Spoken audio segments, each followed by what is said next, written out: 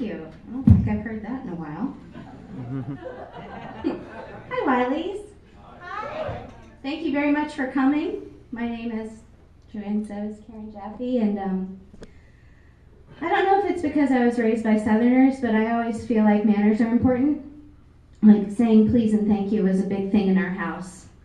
And you know, when you're a little kid, it works really well when you look up at your mother with your big brown eyes and say, "Please, Mommy, can I have a cookie?"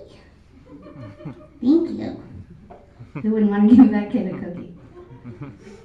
And I had to extend it for my sister when I was a teenager. I still had to say please and thank you, but I said it a little differently. Like I would say, "Please get out of my room before I punch you in the throat." Thank you. Or, "Please give me the remote before I rip a chunk of your hair out and give a bald spot right there." Thank you. But the one that worked was, "Please don't tell Dad I smoked all the pot I found in his sock drawer." Thank you. Yeah, manners. I've also noticed that, you know, people don't really realize that can you not hear me? Oh, I'm sorry, he's on the phone. I'll wait. All right. Hey, you know, go ahead. I only have 10 minutes. It's cool, thanks. Again, manners. Perfect example, thank you, sir. Appreciate it. So, anyway, when people talk on their phones and stuff, they don't always realize that other people around them can hear them. Like at a baseball game I went to this summer, this lady was talking to her friend about her day, and I just ordered the one Skyline Coney I allow myself a year. Just one. It was beautiful. Just about to take a bite. And she said, "So he was going down the slide and there was poop on the slide and he got poop on his hands. And he came home and got sick, and I didn't know if it's because of the poop or if he just threw up, you know." I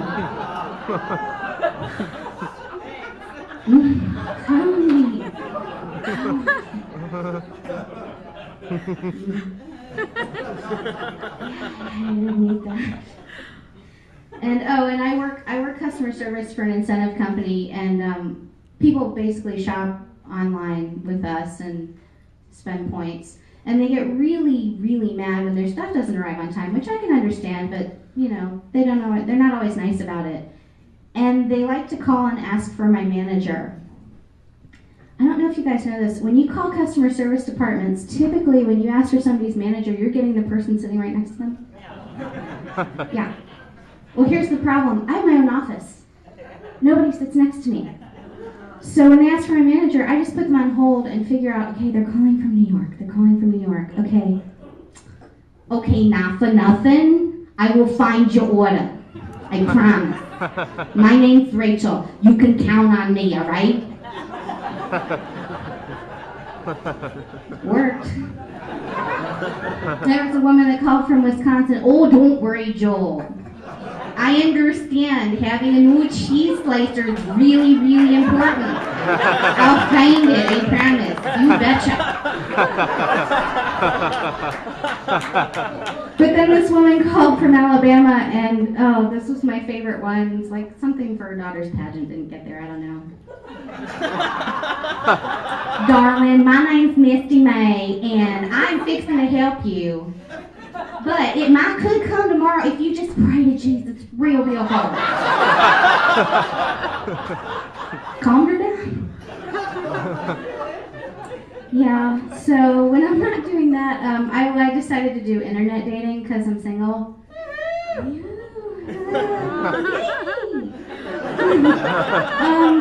I thought it would like weed out like the bad manners and like all that kind of stuff. No.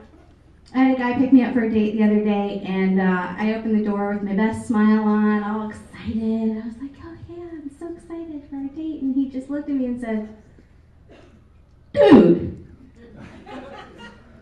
your boobs are huge."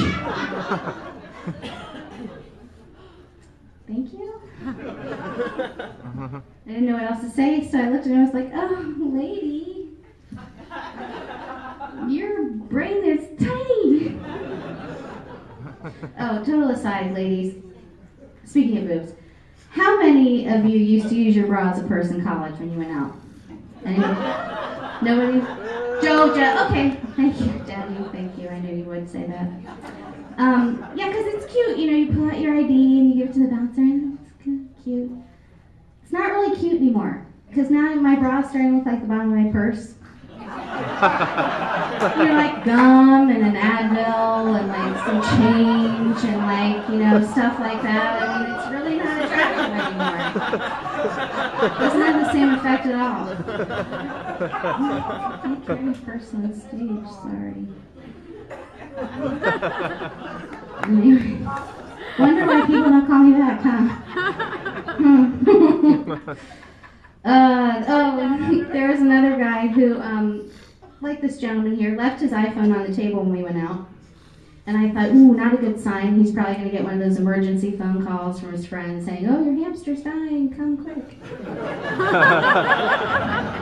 He didn't, though. He might have gotten the call, but he just let it ring. And I was like, oh, cool. And then, but he noticed his phone was dirty, so he cleaned it. And then he put it back on the table. Free dinner for me.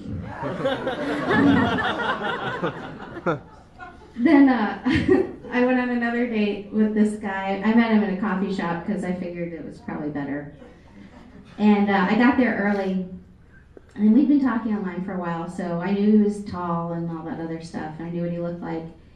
And he pulled up to the coffee shop in a smart car. And I don't know if you guys are familiar. It's like a sideways motorcycle encased in a Diet Coke can. You know, the little toy things you can kind of wind up.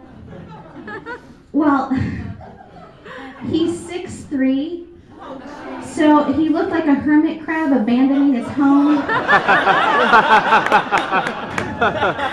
I kind of knew. I was like, maybe this isn't going to work. But I was like, okay, listen, Karen, he's environmentally conscious. You like that. Don't be so judgmental.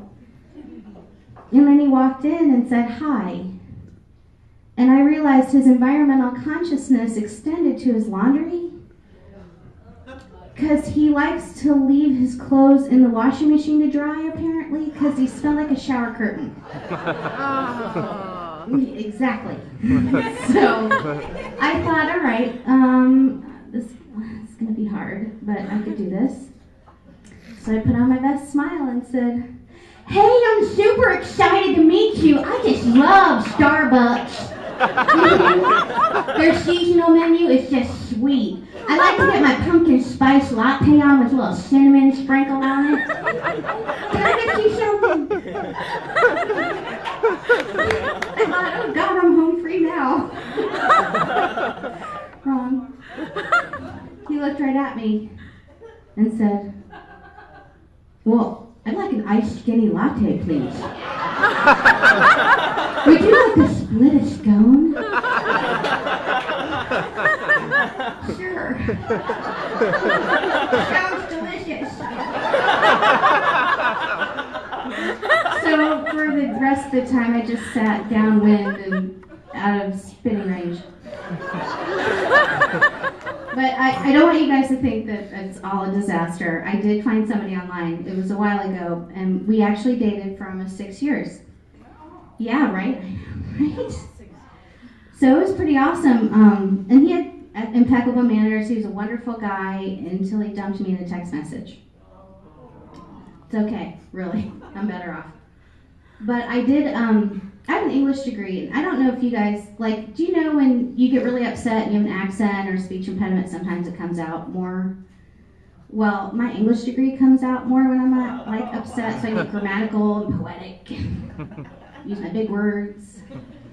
So when I got the text, I was just so furious that I sent him a scathing limerick. Scathing. And it goes something like this. You're an asshole of epic proportions. Your face sends me to contortions. I hope that you die, or at least lose an eye. Wish your mother had had better judgment. Come on, you guys, it's a kids show. All right, that's my time. Thank you very much.